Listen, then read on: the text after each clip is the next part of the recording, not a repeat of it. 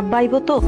বাজার থেকে কিনে আসছি টাটকা রুই মাছ, দেশি মুরগি, আবার ব্যাগের ভিতর গরুগোশত আছে। হিরে মাসুদ, তোর বিয়াতে বরযাত্রী নিয়ে যখন তোর শ্বশুর বাড়িতে গেছিলাম তখন তোর শ্বশুর কি খাওয়াইছিল? পোলাও খাওয়াইছিল তো সাদা চালের মোটা ভাত, তাও আবার ভাতটা ছিল নরম। তুমি এটা কোনো কথা কইলা? হ্যাঁ মানলাম, আমার শ্বশুর বাড়িতে আমরা যখন গেছিলাম আমগুলো সাদা ভাত খাওয়াইছিল, তাই বলে কি আমার শ্বশুরেও সাদা ভাত খাওয়াইতে হইব? এই তোর শ্বশুর কি ধনী লোক? করি তুই পছন্দ করছিলি দেখা ওখানে আমি বিয়া দিছিলাম, তার সাথে কি আমগোর লেভেল হয় না? আত্মীয় স্বজন যেমন হইব খাতি যত্ন তেমন পাইবো, কথা বুঝা গেছে?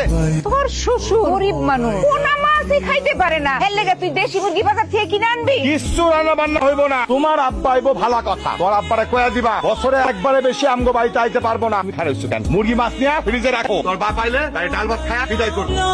কিরে মা, তোর বাড়িতে আইলা, তুই খুশি হবি না?